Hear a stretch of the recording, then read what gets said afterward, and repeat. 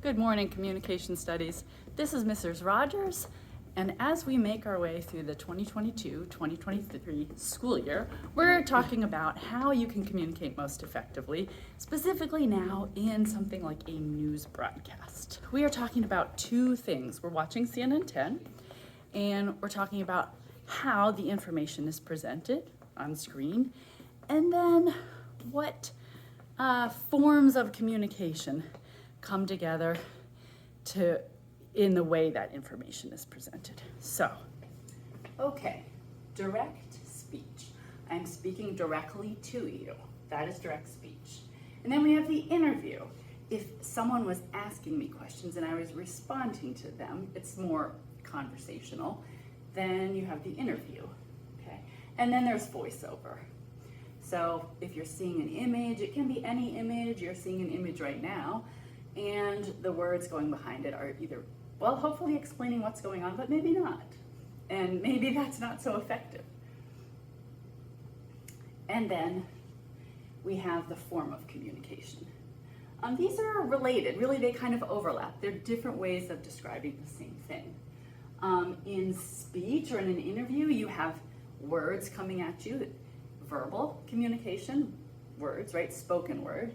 And then you have nonverbal, which is the flip side of verbal, because as I am speaking words to you, I am gesturing, I have facial expressions, and those are other ways of communicating to you what I am saying, and they kind of help better explain it. So these two go together. You can't have nonverbal without verbal, okay? And those happen when you're listening to someone talk, look directly at you and talk with direct speech. And those happen also in an interview because you hear the words and you see the gestures that go with them. You cannot have nonverbal with voiceover because you're not seeing the person saying the words that you're hearing. So you're not seeing their facial expressions.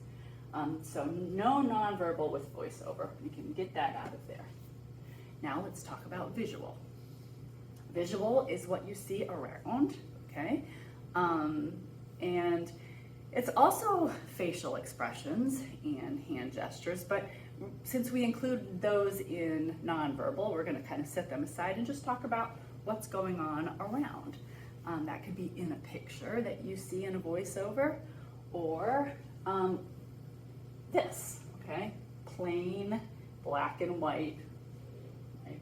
That's visual. All right, and whatever effect that has on you, that is how effective the visual part of that broadcast is. And then there's written, which is generally a fact or something longer. A sentence is usually written communication. Often comes in sentence form. Okay, and it's an effective way of putting, when there's a lot of information, of helping you focus on certain aspects of it. Okay, sentences generally. Okay, and we don't have a lot of those in what we've seen so far. So you have how information is presented and the form of communication. We focus on one. Okay, first when we see a news broadcast, we're going to talk about this first. What is it we're seeing?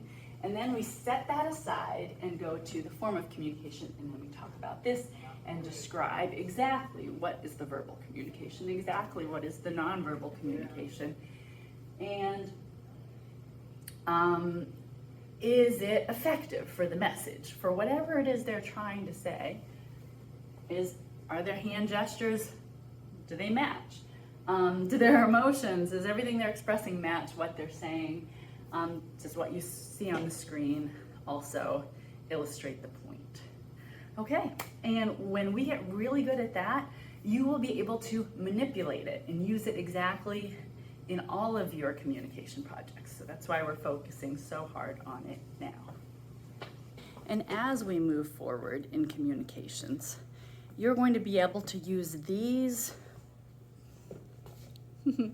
this language really to and being able to isolate different aspects of that to really make your communication as effective as it can be. And that's why we're focusing on it so much now.